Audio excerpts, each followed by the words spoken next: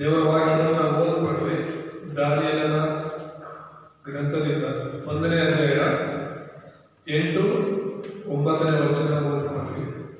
ಅದರಲ್ಲಿ ತುಂಬಾ ಸ್ಪಷ್ಟವಾಗಿ ದಾನಿಯೇಲನು ಹೇಳೋದೇನೆಂದರೆ, ದಾನಿಯೇಲನು ತಾನು ರಾಜನ ಭೋಜನ ಪದಾರ್ಥಗಳನ್ನು ತಿಂದು ರಾತ್ರಿ ಕುಡಿಯುವ ದ್ರಾಕ್ಷಾರಸವನ್ನು ಕುಡಿದು ತನ್ನನ್ನು ಅಶುದ್ಧ ಮಾಡಿಕೊಳ್ಳಬಾರದೆಂದು ನಿಶ್ಚಯಿಸಿ ಕಂಚುಕಿಯರ ಅಧ್ಯಕ್ಷನಿಗೆ ತಾನು ಅಶುದ್ಧನಾಗಲಾರೆ, ಕ್ಷಮಿಸು ಎಂದು ವಿಜ್ಞಾಪಿಸಿದಾಗ ದೇವರು ಕಂಚುಕಿಯರ ಅಧ್ಯಕ್ಷನ ಮನಸ್ಸಿನಲ್ಲಿ ದಾನಿಯೇಲನ ಮೇಲೆ ಕನಿಕರವನ್ನು ದಯೆಯನ್ನು ಹುಟ್ಟಿಸಿದನು ಎಂಬುದಾಗಿ. ಹಲ್ಲೆಲೂಯಾ. ಸೊ ಇವತ್ತಿನ ಅಂಶ ಬಂದು ದೇವರ ಒಡಂಬಡಿಕೆಯಲ್ಲಿ ತೀರ್ಮಾನಕ್ಕೆ ಬಂದವನು ಎಂಬುದಾಗಿ. ದೇವರ ಒಡಂಬಡಿಕೆಯಲ್ಲಿ ಅಂದ್ರೆ ದೇವರಿಗೋಸ್ಕರ ಬದುಕಬೇಕು ಅಂತ ಒಂದು ತೀರ್ಮಾನಕ್ಕೆ ಬಂದ ವ್ಯಕ್ತಿಯ ಬಗ್ಗೆ ನೋಡ್ತಾ ಇದ್ದೇವೆ. ಸೊ ಅದರ ಮೂಲಕ ನಾವು ಕೂಡ ಕಲಿಬೇಕಾಗಿರುವಂಥದ್ದು ನಮ್ಮ ತೀರ್ಮಾನ ಎಷ್ಟು ಬಲವಾಗಿರಬೇಕು ಅಂತ. ದೇವರಿಗೋಸ್ಕರ ಜೀವಿಸೋದಕ್ಕೆ, ದೇವರನ್ನ ಹಿಂಬಾಲಿಸೋದಕ್ಕೆ ನಮ್ಮ ತೀರ್ಮಾನ ಎಷ್ಟು ಬಲವಾಗಿರಬೇಕು ಅನ್ನೋದನ್ನ ಈ ವಾಕ್ಯದಿಂದ ನಾವು ಅರ್ಥ ಮಾಡ್ಕೊಳ್ಳೋದಕ್ಕೆ ಪ್ರಯತ್ನ ಮಾಡೋಣ. ಪರಿಚಯದಲ್ಲಿ ನಾವು ನೋಡುವಾಗ ಮೊದಲು ಇಸ್ರಾಯೇಲರ ಸ್ಥಿತಿಯನ್ನು ನಾವು ಅರ್ಥ ಮಾಡಬೇಕು.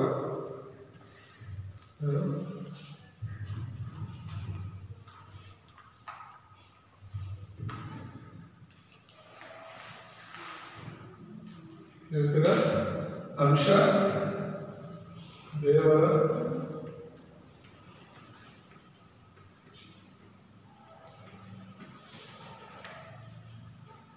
ಒಡಂಬಡಿಕೆಯಲ್ಲಿ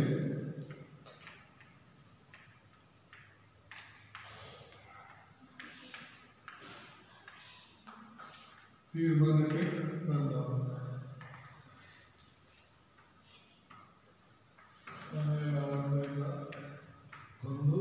1:8-9.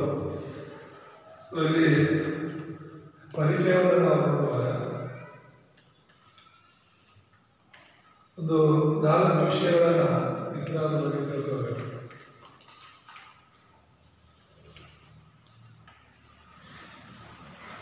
ಅಂದ್ರೆ ಇಸ್ರಾಯೇಲ್ ದೇವರ ಮಕ್ಕಳ ಪರಿಸ್ಥಿತಿನ ಅರ್ಥ ಮಾಡ್ಕೊಂಡಾಗಲೇ ಅವ್ರ ಜೀವನದಲ್ಲಿ ಏನ್ ಸಂಭವಿಸಿದ್ರು, ದೇವರು ಯಾವ ರೀತಿ ಕಾರ್ಯ ಮಾಡಿದ್ರು ಅಂತ ಗೊತ್ತಾಗುತ್ತೆ.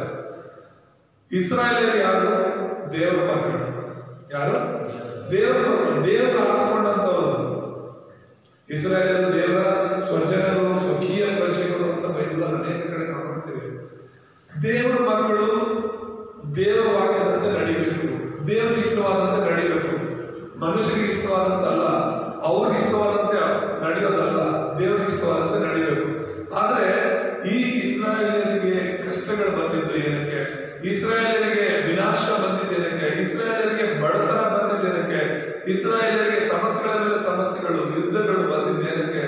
ಇಸ್ರಾಯೇಲರು ನಾಶವಾಗೋದಕ್ಕೆ ಕಾರಣ ಏನು ಅಂತ ನಾವು ನೋಡುವಾಗ ಒಂದು 4 ವಿಷಯಗಳನ್ನು ನಾವು ನೋಡೋಣ. ಮೊದಲನೇದಾಗಿ ಅವರು ದೇವರಿಂದ ದೂರವಾಗಿರುವುದಾಗಿ ನಾವು ನೋಡ್ತೇವೆ.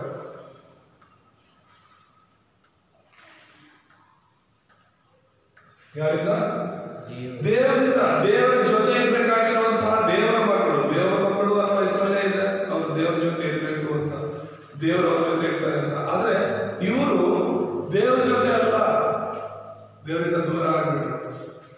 ದೇವರಿಂದ ದೂರ ಆಗೋದು ಅಂದ್ರೆ ದೇವರಿಗೆ ಇಷ್ಟ ಇಲ್ಲದೆ ಇರೋದನ್ನ ನಾವು ಮಾಡ್ತಿದ್ದೀವಿ ಅಂದ್ರೆ ನಾವು ದೇವರಿಂದ ದೂರ ಇದ್ದೀವಿ ಅಂತ ಅರ್ಥ. ಸೊ ಇಸ್ರಾಯೇಲರು ದೇವರ ಜೊತೆ ಇರಬೇಕು ಅಂತ ಕರೆಯಲ್ಪಟ್ಟವರು, ಆದ್ರೆ ಆ ದೇವರಿಂದ ಅವರು ದೂರವಾದರು. ಅದಕ್ಕೆ ಏನಾಯ್ತು ಅಲ್ಲಿ ಅಂತ ಹೇಳಿದ್ರೆ,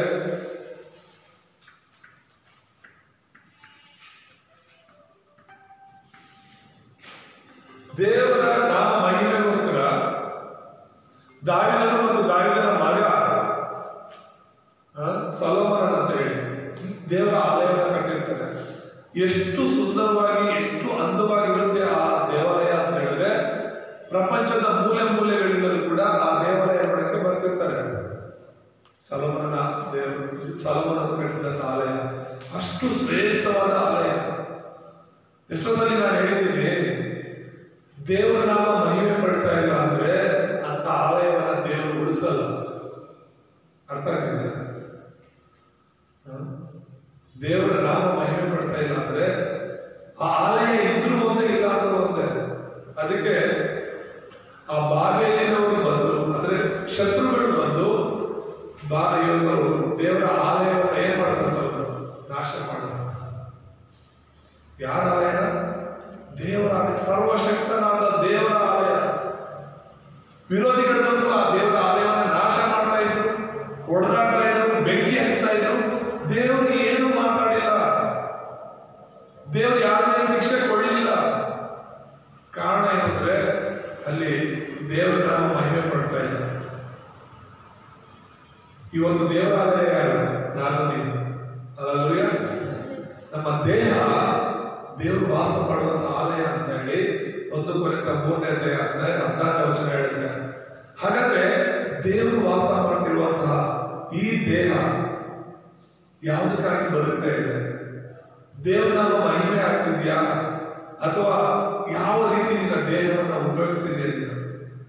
ಒಂದು ವೇಳೆ ದೇವರ ಮಕ್ಕಳಾಗಿ ದೇವರ ಆಲಯವಾಗಿರುವಂತ ನಮ್ಮ ದೇಹದಲ್ಲಿ ದೇವರ ನಾಮ ಮಹಿಮೆ ಆಗಲಿಲ್ಲ ಅಂದ್ರೆ, ದೇವರಿಗೋಸ್ಕರ ಬದುಕಿಲ್ಲ ಅಂದ್ರೆ, ಹಾಗಾದ್ರೆ ಈ ದೇಹ ಇದ್ರೆ ಏನಿಲ್ಲ ಅಂದ್ರೆ ಏನು? ಈ ದೇಹ ನಾಶವಾದರೂ ದೇವರ ತಲೆ ಕೆಡಿಸ್ಕೊಳ್ಳಲ್ಲ. ನಿನ್ನ ದೇಹದಲ್ಲಿ ದೇವರ ನಾಮ ಮಹಿಮೆ ಆಗ್ತಿಲ್ಲ ಅಂದ್ರೆ, ನಿನ್ನ ದೇಹ ನಾಶವಾದರೂ ದೇವರಿಗೆ ದೇವರು ತಲೆ ಕೆಡಿಸ್ಕೊಳ್ಳಲ್ಲ ಅದ್ರ ಬಗ್ಗೆ. ಯಾಕಂದ್ರೆ ಈ ದೇವಾಲಯದಲ್ಲಿ ಆರಾಧನೆಗಳು, ಪ್ರಾರ್ಥನೆಗಳು, ದೇವರ ವಾಕ್ಯ ಇಲ್ಲದೆ ಇರೋದ್ರಿಂದ ಅಂತ ದೇವಾಲಯ ನಾಶ ಮಾಡೋದಕ್ಕೆ ದೇವರೇ ಅವಕಾಶ ಮಾಡಿಕೊಟ್ರು. ನಮ್ಮ ದೇಹಗಳಲ್ಲಿ ದೇವರ ನಾಮ ಮಹಿಮೆ ಆಗ್ತಿಲ್ಲ, ದೇವರ ಆರಾಧನೆ ಇಲ್ಲ, ಪ್ರಾರ್ಥನೆ ಇಲ್ಲ, ದೇವರ ವಾಕ್ಯ ಇಲ್ಲ ಅಂತ ಹೇಳಿದ್ರೆ ನಮ್ಮ ದೇಹಗಳು ನಾಶವಾದರೂ ಕೂಡ ದೇವರು ನೋಡ್ತಾನೆ ಇರ್ತಾರೆ. ಅರ್ಥ ಆಗ್ತಿದೆಯಾ? ಸೊ ಇಸ್ರಾಯೇಲರ ಅಷ್ಟು ವೈಭವವುಳ್ಳ ಆಲಯ ನಾಶವಾಗೋದಕ್ಕೆ ಕಾರಣ ಅವರು ದೇವರಿಂದ ದೂರವಾಗಿದ್ದು ಎಂಬುದಾಗಿ. ದೇವರಿಂದ ದೂರವಾಗಿದ್ದಂತಹ ಅವರು ದೇವಾಲಯವನ್ನು ನಾಶ ಮಾಡಿಕೊಂಡ್ರು ಮತ್ತು ಅವರು ದೆವ್ವಗಳ ಪೂಜೆ ಮಾಡ್ತಾ ಇದ್ರು.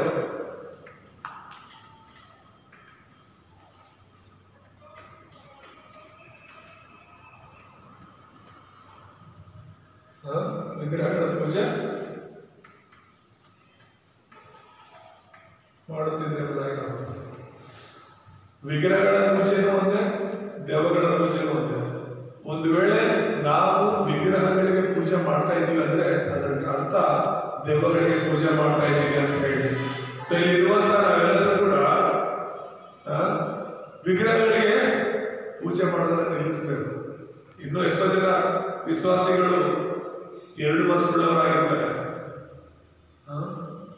ಈ ಕಡೆ ಚರ್ಚ್ಗೂ ಬಂದು ದೇವ್ರನ್ನೂ ಆರಾಧನೆ ಮಾಡ್ತಾರೆ, ಆ ಕಡೆ ವಿಗ್ರಹಗಳಿಗೆ ಹೋಗಿ ದೇವಸ್ಥಾನಗಳಲ್ಲಿ ಪೂಜೆಯನ್ನು ಮಾಡ್ತಾರೆ. ನಮ್ಮನ್ನ ನಾವೇ ನಾಶದ ಮಾರ್ಗದಲ್ಲಿ ನಡೆಸ್ತಿದೀವಿ ಅಂತ ಅರ್ಥ. ದೇವರ ಕಡೆ ಸಂಪೂರ್ಣವಾಗಿ, ಅದಕ್ಕೆ ಹೇಳ್ತಿರೋದು ದೇವರಲ್ಲಿ ಒಡಂಬಡಿಕೆಯಲ್ಲಿ, ದೇವರ ಸ್ವಾರ್ಥದಲ್ಲಿ ಬಲವಾದ ತೀರ್ಮಾನ ತಗೊಂಡು ನಾವು ದೇವರಾಗಿ ಜೀವಿಸ್ಬೇಕು ಅಂತ ಹೇಳ್ಬಿಟ್ಟು. ಆ ಥರದೊಂದು ತೀರ್ಮಾನ ತಗೊಂಡಿಲ್ಲ ಅಂತ ಹೇಳಿದ್ರೆ ನಾವು ಜನರನ್ನ ಮೆಚ್ಚಿಸೋದು ಬದುಕ್ತೀವಿ, ದೇವರನ್ನಲ್ಲ. ಯಾರ ಮೆಚ್ಚಂಗೆ? ಸಂಜು ಯಾರ ಮೆಚ್ಚಂಗೆ? ಜನರನ್ನ ಮೆಚ್ಚಿಸೋದು ಬದುಕ್ತೀವಿ ಅಲ್ವಾ? ಸೊ ಅದನ್ನೇ ಹೇಳ್ತಿರೋದು. ದೇವರಲ್ಲಿ ಒಂದು ತೀರ್ಮಾನ ಮಾಡ್ಕೊಂಡಿಲ್ಲ ಸರಿಯಾಗಿ ಅಂದ್ರೆ, ಕ್ರಿಸ್ತನಲ್ಲಿ ಸರಿಯಾಗಿ ನಾವು ತೀರ್ಮಾನ ಮಾಡ್ಕೊಂಡಿಲ್ಲ ಅಂತ ಹೇಳಿದ್ರೆ ನಾವು ಜನರಿಗೋಸ್ಕರ ಬದುಕ್ತೀವಿ, ನಮಗೋಸ್ಕರ ನಾವು ಬದುಕ್ತೀವಿ, ದೇವರಿಗೋಸ್ಕರ ಅಲ್ಲ. ಸೊ ಇವರು ದೇವಗಳ ಪೂಜೆ ಮಾಡಿದ್ದಕ್ಕೆ, ವಿಗ್ರಹಗಳ ಪೂಜೆ ಮಾಡಿದ್ದಕ್ಕೆ ಇವರು ಸೆರೆಯಾಳುಗಳಾಗಿರೋದು ಅಂತ.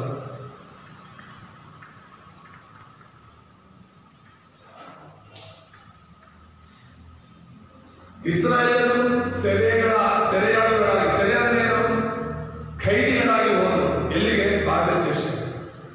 ದಾನಿಯೇಲನ ಕಾಲದಲ್ಲಿ ಇಸ್ರಾಯೇಲರು ಸೆರೆಯಾಗಿ ಹೋದರು. ಆ ಬಾಬೆಲವರು ಬಂದು, ಬಾಬೆಲನ್ನು ಹೋಗುವುದು ಒಂದು ಬೇರೆ ದೇಶ. ಆ ದೇಶದ ಸೈನಿಕರು, ನೆಬೂಕದ್ನೆಚ್ಚರ್ ಅಂತ ಹೇಳಿ ರಾಜ, ಆ ನೆಬೂಕದ್ನೆಚ್ಚರ್ ಮತ್ತು ಅವನ ಒಂದು ಸೈನ್ಯ ಇಸ್ರಾಯೇಲ್ ದೇಶದ ಮೇಲೆ ಬಂದು ಇಸ್ರಾಯೇಲ್ ಜನರನ್ನ ಅನೇಕರನ್ನ ಕೊಂದು ನಾಶ ಮಾಡಿ ಇನ್ನೂ ಕೆಲವರನ್ನು ಅವರ ದೇಶಕ್ಕೆ ಸೆರೆಯಾಳುಗಳಾಗಿ ಇಟ್ಕೊಂಡು ಹೋದರು. ಏನಕ್ಕೆ ಇದೆಲ್ಲ ಸಂಭವಿಸಿದ ಅವರ ಜೀವನದಲ್ಲಿ? ದೇವರ ಮಕ್ಕಳಾಗಿರುವಂತಹ ಇವರ ಜೀವಿತದಲ್ಲಿ ಯಾಕೆ ಇದೆಲ್ಲ ನಡೀತು ಅಂತ ಹೇಳಿದ್ರೆ ಈ ಸಮಸ್ಯೆಗಳು. ದೇವರಿಂದ ದೂರ ಆಗಿದ್ದು, ಸೈತಾನನ ಕಾರ್ಯಗಳು ಮಾಡಿದ್ದು, ದೇವರ ಆಲಯ ನಾಶವಾಯಿತು. ಕೊನೆಗೆ ಅವರು ಕೂಡ ಸೆರೆಯಾಳುಗಳಾಗಿ ಬೇರೆ ದೇಶಕ್ಕೆ ಹೋದರು. ಇದು ಇಸ್ರಾಯೇಲರ ಸ್ಥಿತಿಯಾಗಿದೆ. ದಾನಿಯೇಲನ ಜೀವಿತ ಪ್ರಾರಂಭವಾಗಿದ್ದು ಇಂಥ ಪರಿಸ್ಥಿತಿಯಲ್ಲಿ. ಇದನ್ನೆಲ್ಲ ದಾನಿಯೇಲನಿಗೆ ನೋಡ್ತಾ ಇದ್ದ. ಇಸ್ರಾಯೇಲ್ ದೇವರಿಂದ ದೂರ ಆಗಿದ್ದು ದಾನಿಯೇಲನಿಗೆ ಗೊತ್ತು. ದೇವರ ಆಲಯ ನಾಶವಾಗಿದ್ದು ದಾನಿಯೇಲನಿಗೆ ಗೊತ್ತು. ಇಸ್ರಾಯೇಲರೆಲ್ಲರೂ ವಿಗ್ರಹಾರಾಧನೆ ಮಾಡ್ತಾ ಇರೋದು ದಾನಿಯೇಲನಿಗೆ ಗೊತ್ತಿತ್ತು. ಸೆರೆಯಾಳಾಗಿ ಹೋಗಿದ್ದು ಗೊತ್ತು. ಇವರು ಕೂಡ ಆ ಸೆರೆಯಾಳುಗಳಲ್ಲಿ ಒಬ್ಬನಾಗಿದ್ದ. ದಾನಿಯೇಲನು ಕೂಡ ಹಿಡ್ಕೊಂಡು ಹೋದಾಗ ಚಿಕ್ಕವನಾಗಿದ್ದಾಗ, ಆದರೂ ನಡೆದಿರೋ ವಿಷಯಗಳೆಲ್ಲ ಗೊತ್ತು. ನಮ್ಮ ಜನರಿಗೆ, ಇಸ್ರಾಯೇಲ್ ಜನರಿಗೆ ಯಾಕೆ ಈ ಪರಿಸ್ಥಿತಿ ಬಂತು ಅಂತ ದಾನಿಯೇಲನಿಗೆ ಚೆನ್ನಾಗಿ ಗೊತ್ತು. ಅದಕ್ಕೆ ಅವನು ದೇವರಲ್ಲಿ ತೀರ್ಮಾನ ಮಾಡ್ತಿದ್ರು. Hallelujah, hallelujah. ನಾನು ದೇವರಿಗೋಸ್ಕರ ಬದುಕಬೇಕು. ಯಾಕಂದ್ರೆ ನಮ್ಮ ಜನರು ದೇವರಿಂದ ದೂರವಾಗಿ, ನಮ್ಮ ಜನರು ದೇವರಿಂದ ಈ ನಾಶವಾಗ್ತಿರೋದು, ದೇವರಿಂದ ದೂರವಾಗಿ ನಾಶವಾಗ್ತಿರೋದು ಯಾಕೆ ಅಂತ ನಾವು ನೋಡುವಾಗ ದೇವರ ವಾಕ್ಯದಂತೆ ಅವರು ನಡೆದಿಲ್ಲ. ಅದಕ್ಕೋಸ್ಕರ ಸೊ ಇಲ್ಲಿ ಮುಖ್ಯ ಸಂದೇಶದಲ್ಲಿ ಮೂರು ವಿಷಯಗಳನ್ನ ನಾವು ನೋಡುವಾಗ,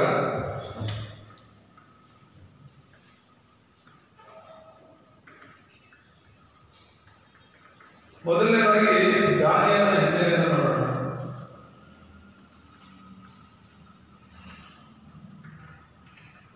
ದಾನಿಯೇಲನ ಹಿನ್ನೆಲೆ, ದಾನಿಯೇಲನ ಒಂದು ಜೀವನ ನಾವು ನೋಡುವಾಗ ಒಂದು ಮೂರು ವಿಷಯಗಳು. ದಾನಿಯೇಲ ಅಂದ್ರೆ ಅರ್ಥ ಏನು?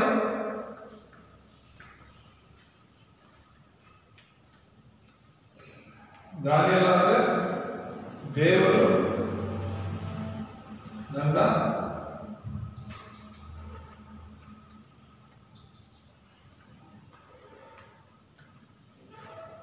ನನ್ನ ನ್ಯಾಯಸ್ಥಾಪಕನು ಅಂತ. ದಾನಿಯೇಲ ಅಂದ್ರೆ ಅರ್ಥ ಏನು? ದೇವರು ನನ್ನ ನ್ಯಾಯಸ್ಥಾಪಕ, ನನ್ನ ಜೀವಿತದಲ್ಲಿ ದೇವರೇ ನ್ಯಾಯ ಸ್ಥಾಪನೆ ಮಾಡುವನೆಂಬುದಾಗಿ ನೋಡ್ತಾರೆ. ಮತ್ತೆ ಇವನು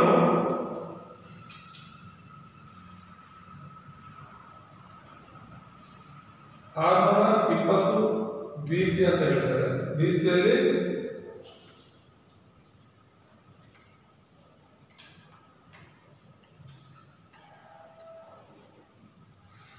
ಯೆರೂಸಲೇಮಿನ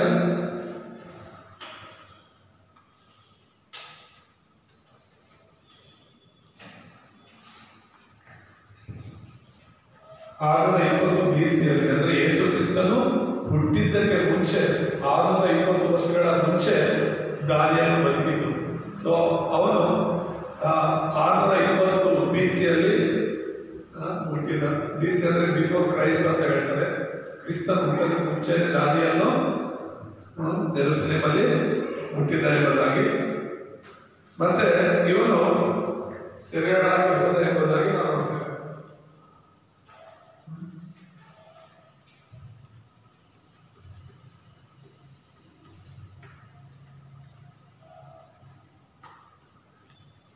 ದಾನಿಯೇಲನು ಸೆರೆಯಾಳಾಗಿ, ಇವನು ಕೂಡ ಖೈದಿಯಾಗಿ ಬಾಬೆಲ್ ದೇಶಕ್ಕೆ ಹೋಗ್ತಾನೆ.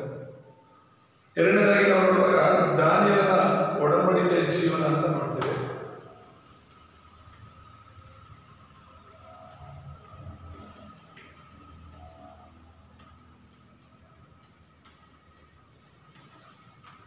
ದಾನಿಯೇಲನ ಒಡಂಬಡಿಕೆ ಜೀವನ, ಇದು ಇವನ ಹಿನ್ನೆಲೆ. ಅವನು ಹುಟ್ಟಿದ್ದು ಹೇಗೆ, ಎಂಥ ಪರಿಸ್ಥಿತಿಯಲ್ಲಿ ಹುಟ್ಟಿದ್ದ, ಇಸ್ರಾಯೇಲರ ಜೀವನ ಹೇಗಿತ್ತು, ಅವರ ಪರಿಸ್ಥಿತಿಗಳು ಹೇಗಿತ್ತು, ದೇವರ ಆಲಯ ಹೇಗಿತ್ತು, ಇದೆಲ್ಲವನ್ನ ಅವರ ಕಣ್ಣಾರೆ ನೋಡಿದ್ದು. ಅಂತ ಸ್ಥಿತಿಯಲ್ಲಿ ಅವರು ಹುಟ್ಟಿ ಬೆಳೆದಿದ್ದು. ಆದರೆ ಇಲ್ಲಿ ನಾವು ನೋಡ್ತೀವಿ ಅವನ ಒಂದು ಒಡಂಬಡಿಕೆ ಅಂದರೆ ದೇವರ ಜೊತೆಗೆ ಅವ್ರು ಮಾಡ್ಕೊಂಡಂತ ಒಪ್ಪಂದ ಎಂಥದ್ದು ಎಂಬುದಾಗಿ ನೋಡ್ತೇವೆ. ಇಲ್ಲಿ ಮೊದಲನೇದಾಗಿ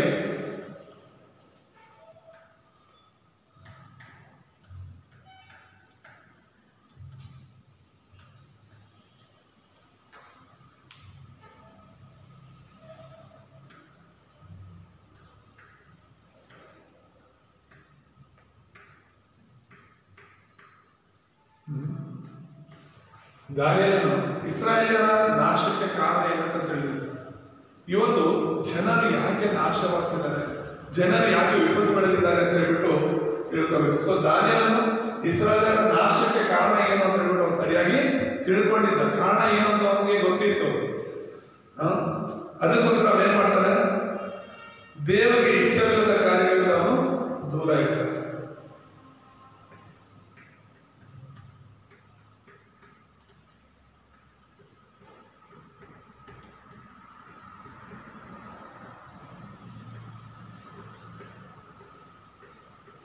ದೇವರಿಗೆ ಇಷ್ಟವಿಲ್ಲದೆ ಇರುವಂತಹ ಕೆಲಸಗಳಿಂದ ದೂರ ಇರ್ತಾನೆ. ಯಾಕಂದ್ರೆ ಇಸ್ರಾಯೇಲ್ ಜನರು ನಾಶವಾಗಿದ್ದು ದೇವರಿಗೆ ಇಷ್ಟವಿಲ್ಲದಿರುವಂತಹ ಕಾರ್ಯ ಮಾಡಿದ್ದಾರೆ. ಇವತ್ತು ನಾವು ನಾಶವಾಗ್ತಿರೋದು ಕೂಡ ನಾವು ದೇವರಿಗೆ ಇಷ್ಟವಿಲ್ಲದಿರುವಂತಹ ಕಾರ್ಯಗಳನ್ನು ಮಾಡುವಾಗ ಖಂಡಿತವಾಗಲೂ ನಾವು ನಾಶಕ್ಕೆ ಗುರಿಯಾಗ್ತೀವಿ. ದಾನಿಯೇಲನು ಹೇಗೆ ಇಸ್ರಾಯೇಲನ್ನ ತಿಳ್ಕೊಂಡು, ಇಸ್ರಾಯೇಲರ ಪರಿಸ್ಥಿತಿಯನ್ನು ತಿಳ್ಕೊಂಡು ಅವನ ಜೀವನ ಸರಿಪಡಿಸ್ಕೊಂಡು, ಹಾಗೆ ನಾವು ಕೂಡ ಅನೇಕ ಜನರ ಸ್ಥಿತಿಯನ್ನು ನೋಡಿ ನಮ್ಮ ಜೀವಿತಗಳನ್ನು ಕೂಡ ಬದಲಾಯಿಸ್ಕೋಬೇಕು. ಅದಕ್ಕೋಸ್ಕರ ಅವನು ಎಂಥ ಒಂದು ತೀರ್ಮಾನ ಮಾಡ್ದ ಅಂತ ಹೇಳಿದ್ರೆ, ವಿಗ್ರಹಗಳಿಗೆ ಸಮರ್ಪಿಸಿದ ರಾಜಭೋಜನ ಬೇಡ ಅಂತ ತೀರ್ಮಾನ ಮಾಡ್ಕೊಂಡ.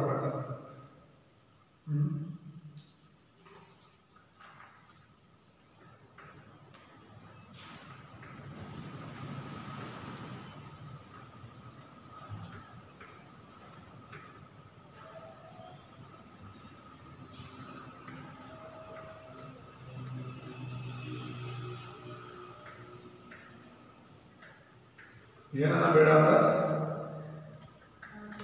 ರಾಜಭೋಜನ ಅಂದ್ರೆ ರಾಜನ ಊಟ ಮಾಡುವಂತ ಆ ಊಟವನ್ನ ಬೇಡ ಅಂತ ಹೇಳ್ತಾನೆ. ಯಾಕೆ ಅಂತ ಹೇಳಿದ್ರೆ, ಈ ರಾಜಭೋಜನ ಅನ್ನುವಂಥದ್ದು ವಿಗ್ರಹಗಳಿಗೆ ಬಲಿ ಕೊಟ್ಟು ಮಾಡ್ತಾ ಇದ್ದಾರೆ, ಪೂಜೆ ಮಾಡಿರುವಂಥದ್ದು. ಇವತ್ತು ಎಷ್ಟೋ ಜನ ನಾವು ಪೂಜೆ ಮಾಡಿದ್ದನ್ನು ತಿಂತೀವಿ, ಪ್ರಸಾದ ಕೊಡ್ತಾರೆ ತಿಂತೀವಿ, ಆ ವಿಗ್ರಹಗಳಿಗೆ ಸಮರ್ಪಣೆ ಮಾಡಿದ್ದನ್ನು ತಿಂತೀವಿ, ಏನಾಗಲ್ಲ ಅಂತ ಹೇಳ್ಬಿಟ್ಟು.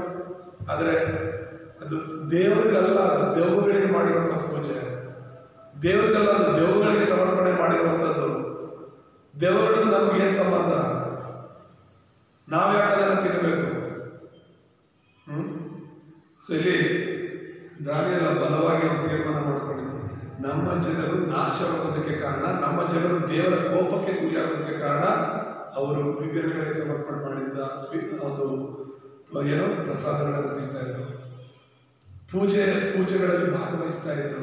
ಅದಕ್ಕೋಸ್ಕರನೇ ದೇವರು ಇಸ್ರಾಯೇಲರ ಕೈ ಬಿಟ್ಟರು, ಇಸ್ರಾಯೇಲರಿಗೆ ಸಮಸ್ಯೆಗಳು ಬಂತು. ಇವನು ನಾನು ಕೂಡ ಇಸ್ರಾಯೇಲ್ ತರಾನೇ ಜೀವನ ಮಾಡಿದೆ, ನಾನು ಕೂಡ ನಮ್ಮ ಜನರ ತರಾನೇ ಬದುಕಿದ್ರೆ ನನ್ನ ಜೀವನ ಕೂಡ ನಾಶವಾಗುತ್ತೆ ಅಂತ ಒಂದು ತೀರ್ಮಾನ ಮಾಡಿಕೊಂಡು, ರಾಜನೇ ಹೇಳಿರ್ತಾನೆ ರಾಜಭೋಜನ ಕೊಟ್ಟು ಇವರಿಗೆ ಚೆನ್ನಾಗಿ ಇದು ಮಾಡಿ ಅಂತ. ಆದ್ರೆ ಅವ್ರು ಹೇಳೋದೇ ಗೊತ್ತಾ, ಆ ಕಂಚುಕಿಯರ ಅಧ್ಯಕ್ಷನ ಹತ್ರ ಕೇಳ್ಕೊಳ್ತಾನೆ, ನಾನು ಈ ರಾಜಭೋಜನ ತಿನ್ನಲ್ಲ. ಅದನ್ನೇ ನಾವು ಎಲ್ಲೋ ಬದಲು ಓದ್ಕೊಂಡಿದ್ದು. ನಿಶ್ಚಯ ಮಾಡ್ಕೊಂಡು ಅವನ ಹೃದಯದಲ್ಲಿ, ನಾನು ಸತ್ರೂ ಪರವಾಗಿಲ್ಲ, ಈ ಒಂದು ವಿಗ್ರಹಕ್ಕೆ ಸಮರ್ಪಣೆ ಮಾಡಿದ ನಾನು ಮುಟ್ಟಬಾರದು ಅಂತ ತೀರ್ಮಾನ ಮಾಡ್ಕೊಂಡು ಅವನ ಹೃದಯದಲ್ಲಿ ಅವನು ತೀರ್ಮಾನ ಮಾಡ್ಕೊಂಡು. ಅಲ್ಲಲ್ಲೋಯ, ಇವತ್ತು ನಾವು ಏನ್ ಮಾಡಿದ್ರು ನಡೆಯುತ್ತೆ ಅಂತ ಅನ್ಕೊಳ್ತೀವಿ. ಏನ್ ಮಾಡಿದ್ರು ಪರವಾಗಿಲ್ಲ, ದೇವರು ಕ್ಷಮಿಸ್ತಾರೆ, ನಡೆಯುತ್ತೆ ಅಂತ ಹೇಳ್ಬಿಟ್ಟು ಅಲ್ಲ. ನಮ್ಮ ಜೀವಿತಗಳನ್ನ ದೇವರಿಗೆ ಇಷ್ಟವಾಗುವಂತಹ ರೀತಿಯಲ್ಲಿ ತೀರ್ಮಾನದ ಒಂದು ಜೀವಿತವನ್ನು ಜೀವಿಸಬೇಕು. ಅಲ್ಲಲ್ಲೂಯ. ಮತ್ತೆ ಮೂರನೇದಾಗಿ ನೋಡುವಾಗ ದಾನಿಯೇಲನ ಸೇವೆ ಬಗ್ಗೆ ನೋಡ್ತೇವೆ.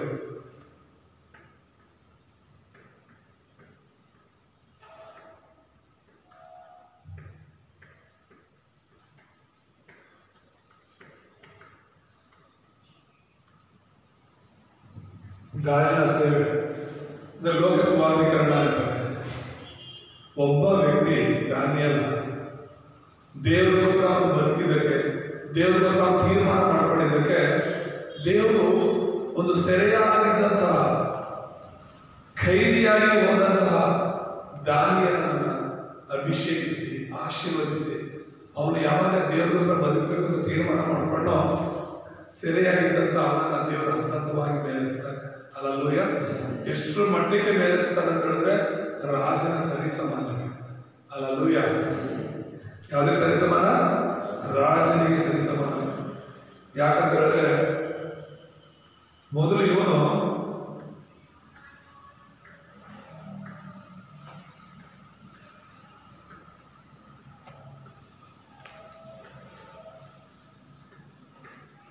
ದೇವರನ್ನ ಉಪಯೋಗಿಸೋದಕ್ಕೆ ಕಾರಣ ಏನಂದ್ರೆ ಯೆಹೋವನೊಬ್ಬನೇ ದೇವರು ಅಂತ ಇನ್ನು ತೀರ್ಮಾನ ಮಾಡ್ಕೊಂಡಿದ್ದಾರೆ.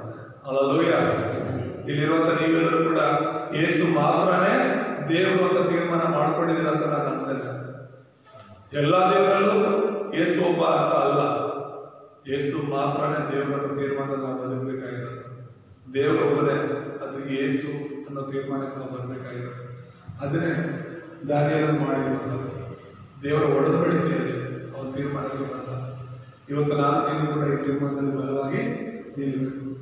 ದೇವರು ದಾನಿಯೇಲನನ್ನ ಆರಿಸಿಕೊಳ್ಳೋದಕ್ಕೆ ಅಥವಾ ಉಪಯೋಗಿಸೋದಕ್ಕೆ ಕಾರಣ ಅವನ ಹೃದಯದಲ್ಲಿ ಒಂದು ನಿಶ್ಚಯ ಮಾಡಿಕೊಂಡಿದೆ. ಯೆಹೋವನೊಬ್ಬನೇ ದೇವರು, ಬೇರೆ ದೇವರು ತನಗಿಲ್ಲ, ಯೇಸು ಮಾತ್ರನೇ ದೇವರು ಅಂತ ತೀರ್ಮಾನ ಮಾಡಿಕೊಂಡಿದ್ದ. ಹಾಗಾಗಿ ಅವನು ಬೇರೆ ಯಾರು ಮಾಡಕ್ಕಾಗದ ಕಾರ್ಯವನ್ನು ಮಾಡಿದ್ದೇನೆ ಗೊತ್ತಾ? 4 ರಾಜರ ಕೈ ಕೆಳಗಿದ್ದ. ಹಲ್ಲೆಲೂಯಾ. ಎಷ್ಟು ರಾಜರ ಕೈ ಕೆಳಗೆ? 4 ರಾಜರ ಕೈ ಕೆಳಗೆ.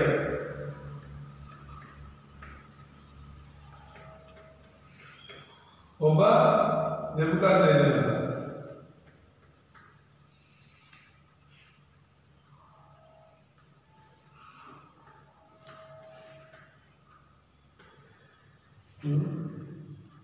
ಇನ್ನೊಬ್ಬ ರಾಜ ಬೆಲ್ಶಚ್ಚರ ಅಂತ ಹೇಳಿ,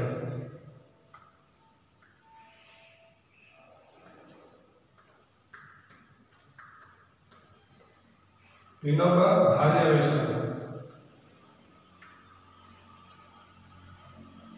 ನಾಲ್ಕನೇವನು ಕೋರೇಶ ಅಂತ ಹೇಳಿ. ಎಷ್ಟು ರಾಜರು? 4 ರಾಜರು. ಒಬ್ಬ ರಾಜನ ಕೈ ಕೆಳಗೆ ಕೆಲಸ ಮಾಡೋದೇ ಕಷ್ಟ. ರಾಜರು ಸತ್ತೋಗ್ತಿದ್ದಾರೆ, ರಾಜರು ವಯಸ್ಸಾಗಿ ಸತ್ತೋಗ್ತಿದ್ದಾರೆ, ಅಥವಾ ಬೇರೆ ರಾಜ ಬರ್ತಾ ಇದ್ದಾರೆ. ಆದರೆ ದಾನಿಯೇಲನು ಸ್ಥಿರವಾಗಿ 4 ರಾಜರುಗಳು ಒಬ್ಬರಾದ್ಮೇಲೆ ಒಬ್ಬರು ರಾಜರು ಬಂದಾಗ ಕೂಡ ದಾನಿಯೇಲನು ಆ ಜಾಗದಲ್ಲಿ ಮಂತ್ರಿಯಾಗಿದ್ದ ಎಂಬುದಾಗಿ ನಾವು ನೋಡ್ತೇವೆ. ಹಲ್ಲೆಲೂಯಾ. ನೆಬೂಕದ್ನೆಚ್ಚರನ ಸಂಗಡ ಮಾತನಾಡ್ತಾನೆ. 2ನೇ ಅಧ್ಯಾಯದಲ್ಲಿ ನಾವು ನೋಡುವಾಗ ನೆಬೂಕದ್ನೆಚ್ಚರನಿಗೆ ಕನಸು ಬಿದ್ದರೆ ಆ ಕನಸಿನ ಅರ್ಥ ಯಾರು ಹೇಳಕ್ಕಾಗಲ್ಲ ಅಂತ ಹೇಳಿ ನಾವು ನೋಡ್ತೇವೆ. ಅಲ್ಲಿ ಅನೇಕ ಜೋಯಿಸರನ್ನ, ಮಂತ್ರವಾದಿಗಳನ್ನ, ಮಾಟಗಾರನ್ನೆಲ್ಲ ಕರೆದು ನನಗೊಂದು ಕನಸು ಬಿದ್ದಿದೆ, ಆ ಕನಸಿನ ಅರ್ಥ ಹೇಳಿದ್ರೆ ಯಾರು ಹೇಳೋದಿರಲ್ಲ. ಕೊನೆಗೆ ದಾನಿಯೇಲನನ್ನು ಕರೆಸ್ತಾರೆ. ದಾನಿಯೇಲನು ಆ ಕನಸಿನ ಅರ್ಥವನ್ನು ಹೇಳಿದಾಗ ಅವನು ಸನ್ಮಾನಿಸಲ್ಪಡ್ತಾರೆ ಮತ್ತು ಒಬ್ಬ ಮಂತ್ರಿಯ ಸ್ಥಾನವನ್ನು ಕೊಡ್ತಾರೆ. ಹಲ್ಲೆಲೂಯಾ. ಮಂತ್ರಿಯ ಸ್ಥಾನವನ್ನು ಕೊಟ್ಟು ಅವನ ರಾಜ್ಯದಲ್ಲಿ ಇರಿಸಿಕೊಳ್ತಾರೆ. ಅದಾದ್ಮೇಲೆ ಇವತ್ತು ಬೆಲ್ಶಚ್ಚರ ಎಂಬುದಾಗಿ ರಾಜ ಇರ್ತಾನೆ. ಅವನು ಏನ್ ಮಾಡ್ತಾನಂದ್ರೆ ದೇವಾಲಯದಿಂದ ತೆಗೆದುಕೊಂಡು ಹೋಗಿರುವಂತಹ, ಇಸ್ರಾಯೇಲ್ ದೇವರ ಆಲಯದಿಂದ ತೆಗೆದುಕೊಂಡು ಹೋಗಿರುವಂತಹ ಪಾತ್ರೆಗಳಲ್ಲಿ ಕುಡಿದು ತಿಂದು ಮಜಾ ಮಾಡ್ತಿರ್ತಾನೆ. ಆಗ ಒಂದು ಕೈ ಬಂದು ಗೋಡೆ ಮೇಲೆ ಬರೆಯುತ್ತೆ. ಬರೀ ಕೈ ಬಂದು ಗೋಡೆ ಮೇಲೆ ಪದಗಳನ್ನು ಬರೆಯುತ್ತೆ. ಅದೇನು, ಯಾವ ಭಾಷೆಯಲ್ಲಿದೆ, ಅದರ ಅರ್ಥ ಏನು ಅಂತ ಹೇಳ್ಬಿಟ್ಟು ಅಲ್ಲಿ ಯಾರಿಗೂ ಓದಕ್ ಬರ್ತಿಲ್ಲ, ಅದರ ಅರ್ಥ ಹೇಳಕ್ ಬರ್ತಿಲ್ಲ. ಆಗ ಆ ಬೆಲ್ಶಚ್ಚರದ 2ನೇ ರಾಜ ದಾನಿಯೇಲನ ಕರೆದು ಅದೇನಂತ ಹೇಳುವಾಗ ದಾನಿಯೇಲ ಅದನ್ನು ಓದಿ ಅದರ ಅರ್ಥವನ್ನು ಹೇಳ್ತಾನೆ. ಅದರ ಮೂಲಕ ಬೆಲ್ಶಚ್ಚರನ್ನ ಅವನ ಕೈ ಕೆಳಗಿರುವಂತಹ ರಾಜ್ಯವನ್ನ ದಾನಿಯೇಲ ರಕ್ಷಣೆ ಮಾಡ್ತಾನೆ. 3ನೇದಾಗಿ ದಾರ್ಯಾವೇಶ ಅಂತ ಹೇಳಿ ಒಬ್ಬ ರಾಜ. ಆ ದಾರ್ಯಾವೇಶನ ಕಾಲದಲ್ಲಿ ಕೂಡ ದಾನಿಯೇಲನೇ ರಾಜ, ಒಂದು ಮಂತ್ರಿಯಾಗಿದ್ದುಕೊಂಡು ದಾರ್ಯಾವೇಶನಿಗೂ ಮತ್ತು ಆ ಒಂದು ಜನರಿಗೂ ಯೆಹೋವನೇ ದೇವರು ಅಂತ ಹೇಳ್ಬಿಟ್ಟು ಸುವಾರ್ತೆನ ಸಾರಿ ರಕ್ಷಣೆಯಲ್ಲಿ ನಡೆಸ್ತಾರೆ. ಕೊನೆಯದಾಗಿ ಕೋರೇಶ ಇರ್ತಾರೆ. ಆ ಕೋರೇಶ ರಾಜನ ಒಂದು ಆಳ್ವಿಕೆಯಲ್ಲಿ ಕೂಡ ದಾನಿಯೇಲನು ಉನ್ನತ ಮಟ್ಟಕ್ಕೆ ಎಬ್ಬಿಸಲ್ಪಟ್ಟು ಸುವಾರ್ತೆ ಮೂಲಕ ರಾಜನನ್ನ, ಪ್ರಪಂಚವನ್ನ ರಕ್ಷಿಸ್ತಾರೆ. ಹಲ್ಲೆಲೂಯಾ. ಹಲ್ಲೆಲೂಯಾ. ದೇವರ ನಾಮಕ್ಕೆ ಸ್ತೋತ್ರವಾಗಲಿ. ಏನಕ್ಕೆ ಇದನ್ನ ಹೇಳ್ತಾ ಇದ್ದೀನಿ ಅಂದ್ರೆ, ಒಬ್ಬ ವ್ಯಕ್ತಿ, ಸಾಧಾರಣ ವ್ಯಕ್ತಿ ಆಗಿದ್ರು ಕೂಡ ದೇವರಲ್ಲಿ ಸ್ವಾರ್ಥದಲ್ಲಿ ತೀರ್ಮಾನ ಮಾಡಿಕೊಂಡಾಗ ಎಂಥ ರಾಜರ ಮುಂದೆ ಕೂಡ ನಿಲ್ಲಬಹುದು, ಎಂಥ ಮಂತ್ರಿಗಳ ಮುಂದೆ ಕೂಡ ನಿಲ್ಲಬಹುದು. ನಿನ್ನೆ ಕೂಡ ಮೈಸೂರಲ್ಲಿ ಆ ಶಾಲೆಗೆ ಧನು ಅಂತ ಹೇಳ್ಬಿಟ್ಟು ಅವ್ರ ಮನೆಯಲ್ಲಿ ಪ್ರೇಯರ್ ಇಟ್ಕೊಂಡಿದ್ವಿ. ಅವರೊಂದು ಹೊಸದಾಗಿ ಬಾಡಿಗೆ ಮನೆ ಮಾಡಿದರೆ ಮೈಸೂರಲ್ಲಿ. ಅವ್ರ ಮನೆಯಲ್ಲಿ ಪ್ರಾರ್ಥನೆ ಇಟ್ಕೊಂಡಾಗ ಈ ಒಂದು ಕೊರ್ನೆಲಿಯನ್ ಬಗ್ಗೆ ನಾನು ಹೇಳ್ತಾ ಇದ್ದೆ. ಕೊರ್ನೆಲಿಯನ್ ಯಾರು? ಅವನೊಬ್ಬ ಶತಾಧಿಪತಿ ಆಗಿದ್ದ. ಶತಾಧಿಪತಿ ಆದ್ರೆ 100 ಜನ ಸೈನಿಕರ ಮೇಲೆ ಇವನು ಲೀಡರ್ ಆಗಿದ್ದ. ಚೆನ್ನಾಗಿರೋನು, ಒಳ್ಳೆ ಸ್ಯಾಲರಿ, ಒಳ್ಳೆ ಧನವಂತ, ಆಸ್ತಿ ಪಾಸ್ತಿ ಎಲ್ಲ ಚೆನ್ನಾಗಿರೋನು. ಅವನು ರೋಮಪುರದ ಸಾಮ್ರಾಜ್ಯದಲ್ಲಿ ಇವನು 100 ಜನರ ಮೇಲೆ ಸೈನಿಕನಾಗಿದ್ದಾನೆ, ನಾಯಕನಾಗಿದ್ದಾನೆ ಅಂತ ಹೇಳಿದ್ರೆ ಒಳ್ಳೆ ಸ್ಥಾನಮಾನ ಅದು. ಆದ್ರೆ ದೇವರು ಅವರ ಹತ್ರ ಮಾತಾಡಿದರೆ ಗೊತ್ತಾ, ನೀನು ಯೊಪ್ಪದಲ್ಲಿರುವಂತಹ ಪೇತ್ರನನ್ನ ಕರ್ಕೋಬ, ಕರೆ ಕಳಿಸೋನು, ಇವನು ಯಾರೇ ಆಗಿರ್ಬೋದು. ಆದ್ರೆ ದೇವರು ಸೇವಕರನ್ನು ಉಪಯೋಗಿಸೋ ರೀತಿನೇ ಬೇರೆ. ಪೇತ್ರನ ಬಂದು ಅಲ್ಲಿ ಸುವಾರ್ತೆ ಹೇಳಿ ಅವನೇನ್ ಮಾಡ್ತಾನೆ, ಕೊನೆಯಲ್ಲೇನು ಅವನ ಸಂಬಂಧಿಕರನ್ನ, ಸ್ನೇಹಿತರನ್ನ, ನೆರೆಯವರನ್ನೆಲ್ಲ ಸೇರಿಸಿರ್ತಾನೆ ಮನೆಯಲ್ಲಿ. ಪೇತ್ರನ ಬಂದು ಸುವಾರ್ತೆ ಹೇಳ್ತಾನೆ. ಆ ಸುವಾರ್ತೆ ಮೂಲಕ ಆ ಕುಟುಂಬ, ಅಲ್ಲಿ ಬಂದಿರುವಂತ ಪ್ರತಿಯೊಬ್ಬರು ರಕ್ಷಣೆ ಹೊಂದಿದ್ದಾರೆ. ಅಲ್ಲಲ್ಲೂಯ್ಯ. ಸೊ ಏನ್ ಹೇಳ್ತಿದ್ದೀನಿ ಅಂದ್ರೆ, ಇವನು ಬಂದು ಕೊನೆಯಲ್ಲಿ ಬಂದು ಅವನು ಶತಾಧಿಪತಿ, ಪೇತ್ರ ಮೀನು ಹಿಡಿಯೋನು. ಆದ್ರೆ ಮೀನು ಹಿಡಿಯೋನ್ನ ಮನುಷ್ಯರನ್ನ ಹಿಡಿಯೋನಾಗಿ ದೇವರು ಮಾಡಿದ್ರು. ಅಲ್ಲಲ್ಲೂಯ್ಯ. ಇಲ್ಲಿ ದಾನಿಯೇಲ ಸೆರೆಯಾಳಾಗಿದ್ದ. ಯಾರಾಗಿದ್ದ? ಸೆರೆಯಾಳಾಗಿದ್ದ. ಆದ್ರೆ ದಾನಿಯೇಲ ಸೆರೆಯಲ್ಲಿದ್ದು, ಈ ರಾಜನು ಸೆರೆಯಲ್ಲಿದ್ದು, ಸೈತಾನನ ಸೆರೆಯಲ್ಲಿದ್ದು, ಸೈತಾನನ ಬಂಧನದಲ್ಲಿದ್ದರು. ಬಾಬೆಲ್ ದೇಶದವರು ಸೈತಾನನ ಬಂಧನದಲ್ಲಿದ್ದರು. ಇವನು ಬಿಡುಗಡೆಯಾಗಿದ್ದರು. ಆಕ್ಚುಲಿ ಆತ್ಮಿಕವಾಗಿ ಇವರೆಲ್ಲರೂ ಬಂದಿಗಳಾಗಿದ್ದರು. ಒಂದು ವೇಳೆ ದಾನಿಯೇಲ ಶಾರೀರಿಕವಾಗಿ ಸೆರೆಯಾಗಿದ್ದ, ಆದ್ರೆ ಇವರೆಲ್ಲರೂ ಆತ್ಮಿಕವಾಗಿ ಸೈತಾನದಿಂದ ಬಂಧಿತರಾಗಿದ್ದರು. ಇವನ್ನೆಲ್ಲ ಬಿಡಿಸೋದಕ್ಕೆ ದೇವರು ದಾನಿಯೇಲನ ಉಪಯೋಗಿಸ್ತಾರೆ. ಹಲ್ಲೆಲೂಯಾ. ಮತ್ತೆ ಕೊನೆಯದಾಗಿ ನಾವು ನೋಡುವಾಗ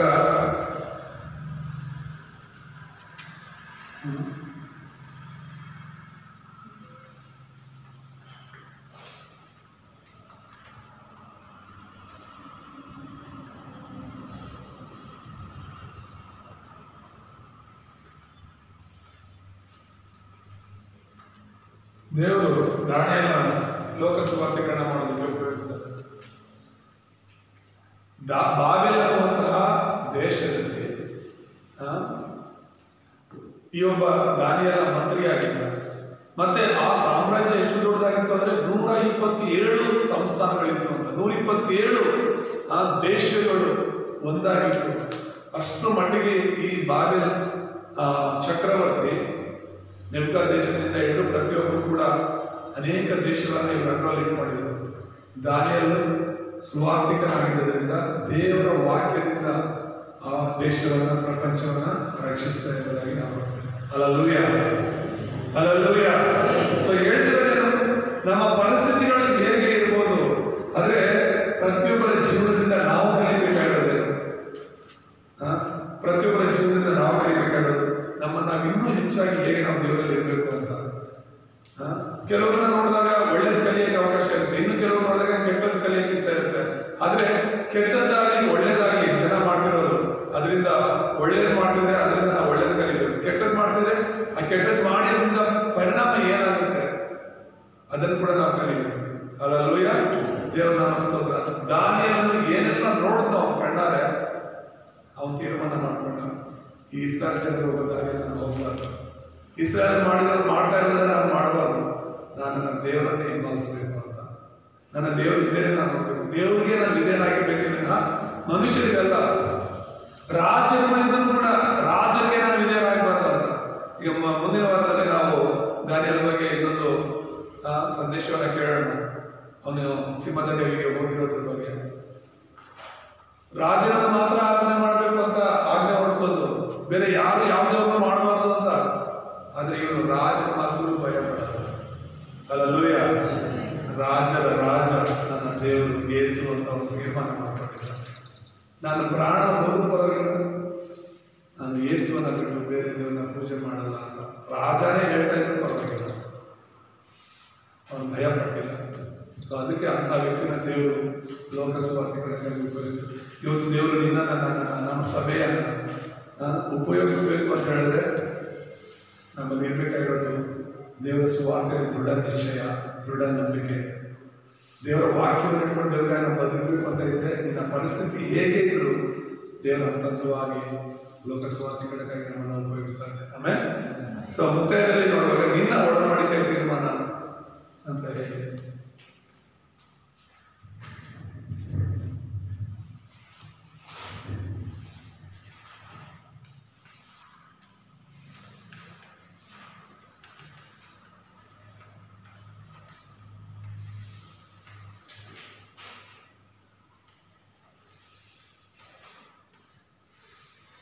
ನಿನ್ನ ಒಡಂಬಡಿಕೆ ಒಂದು ತೀರ್ಮಾನ ಏನು ಅಂತ ನೋಡಿದ್ರೆ ಖಂಡಿತವಾಗಲೂ ಯೇಸುವೆ ಕ್ರಿಸ್ತನೆಂಬ ಒಡಂಬಡಿಕೆ ನಮ್ಮದಾಗಬೇಕು.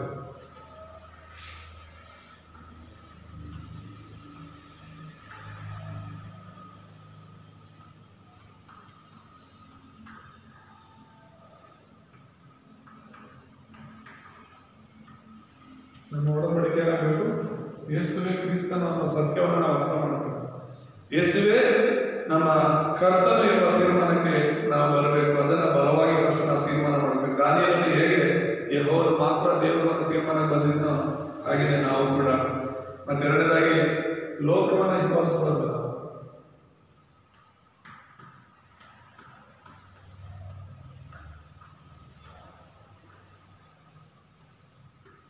ಆದರೆ ಅದನ್ನು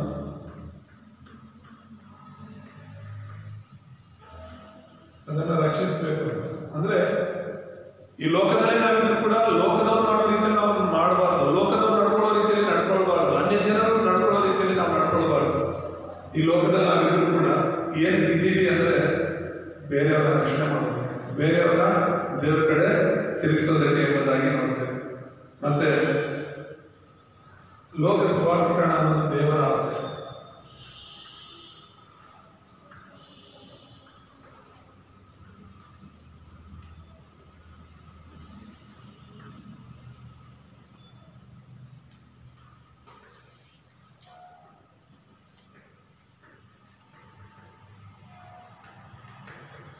ಲೋಕ ಸ್ವಾರ್ಥೀಕರಣ ಅನ್ನೋದು ಅದು ದೇವರ ಆಸೆ. ಹಲ್ಲೆಲೂಯಾ. ಲೋಕಕ್ಕೆಲ್ಲ ಸ್ವಾರ್ಥ ಸಾರಬೇಕು ಅನ್ನೋದು ದೇವರ ಆಸೆ. ಇವತ್ತು ನಮ್ಮ ಜೀವಿತದಲ್ಲಿ ದೇವರು ನಮಗೆ ಆರೋಗ್ಯವನ್ನ, ಬಲವನ್ನ ಕೊಟ್ಟು, ದೇವರ ಹಣಕಾಸನ್ನ ಕೊಟ್ಟು, ಕೆಲಸ ಕಾರ್ಯಗಳನ್ನ ಕೊಟ್ಟು, ನಮ್ಮನ್ನ, ನಮ್ಮ ಕುಟುಂಬವನ್ನ ಆಶೀರ್ವದಿಸಿ ಬಲಪಡಿಸಬೇಕು ಅಂದ್ರೆ ನಮ್ಮ ತೀರ್ಮಾನ ತುಂಬಾ ಮುಖ್ಯವಾಗುತ್ತೆ. ನಾವೇನ್ ಮಾಡ್ತೀವಿ?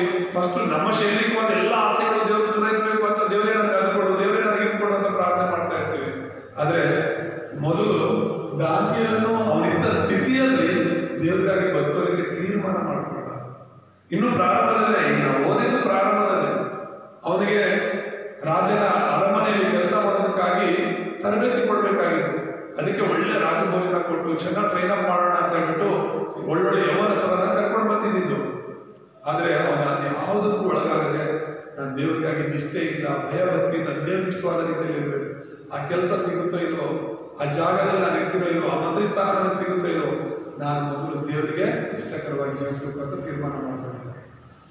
ಸೊ ಅದಾದ ನಂತರ ದೇವರು ಆ ತೀರ್ಮಾನದ ಮೇಲೆ ದೇವರನ್ನ ಹಂತವಾಗಿ ನಡೆಸ್ತಾರೆ. ಅದೇ ರೀತಿಯಲ್ಲಿ ನಿನ್ನ ನನ್ನ ಜೀವಿತ ಈಗಿರುವಂತಹ ಪರಿಸ್ಥಿತಿಯಲ್ಲಿ ನಾನು ದೇವರಿಗೆ ಬದುಕಬೇಕು ಅಂತ ನಾವು ತೀರ್ಮಾನ ಮಾಡಿಕೊಂಡ್ರೆ ನಮ್ಮ ಜೀವಿತಗಳು ಅನೇಕರಿಗೆ ಮಾದರಿಯಾಗಿ, ಅನೇಕರಿಗೆ ಸಾಕ್ಷಿಯಾಗಿ ದೇವರೇ ಉಪಯೋಗಿಸ್ತಾರೆ. ಈ ವಾಕ್ಯದಿಂದ ದೇವರು ನಮ್ಮೆಲ್ಲರನ್ನ ಆಶೀರ್ವಾದ ಮಾಡಲಿ. ಪ್ರಾರ್ಥನೆ ಮಾಡೋಣ. ನಮ್ಮನ್ನು ಬಹಳವಾಗಿ ಪ್ರೀತಿಸುವಂತ ನಮ್ಮ ತಂದೆಯಾದ ದೇವರೇ, ನಿಮ್ಮ ನಾಮಕ್ಕೆ ಕೋಟಿ ಕೋಟಿ ಸ್ತೋತ್ರವಾಗಲಿ. ಈ ಒಂದು ಸಮಯದಲ್ಲಿ ಕರ್ತನೆ ನಮ್ಮ ಸಂಗಡ ಮಾತನಾಡಿದಕ್ಕಾಗಿ ಸ್ತೋತ್ರ. ದಾನಿಯೇಲನು ಯಾವ ರೀತಿಯಲ್ಲಿ ನಿಮಗೋಸ್ಕರ ಬದುಕಲು ಒಂದು ಒಡಂಬಡಿಕೆಯಲ್ಲಿ ತೀರ್ಮಾನ ಮಾಡಿಕೊಂಡನು, ಅದೇ ರೀತಿಯಲ್ಲಿ ಇರುವಂತ ನಾವೆಲ್ಲರೂ ಕೂಡ ನಿಮ್ಮಲ್ಲಿ ಬಲವಾದ ತೀರ್ಮಾನ ಮಾಡಿಕೊಂಡು ಯೇಸುವೆ ಕ್ರಿಸ್ತನು ಅಂತ ಸತ್ಯ ಸುವಾರ್ತೆಯಲ್ಲಿ ಒಂದು ತೀರ್ಮಾನಕ್ಕೆ ಬಂದು ನಿಮಗೋಸ್ಕರ, ನಿಮ್ಮ ರಾಜ್ಯಕ್ಕೋಸ್ಕರ ಬದುಕಲು ಸಹಾಯ ಮಾಡೋ ದೇವರೇ. ಈ ಲೋಕದಲ್ಲಿ ನಾವಿದ್ರು ಕೂಡ ದೇವರೇ, ಲೋಕವನ್ನ ನಾವು ಪಾಲಿಸದೆ ಲೋಕವನ್ನ ಬದಲಾಯಿಸುವಂತ ಹೋಗಲು ಸಹಾಯ ಮಾಡು. ಅಷ್ಟೇ ಅಲ್ಲದೆ ಲೋಕ ಸ್ವಾರ್ಥೀಕರಣ ಅನ್ನೋದು ಅದು ನಿಮ್ಮ ಆಸೆಯಾಗಿದೆ, ನಿಮ್ಮ ಹೃದಯದ ಅಂತರಾಳದ ಆಸೆಯಾಗಿದೆ.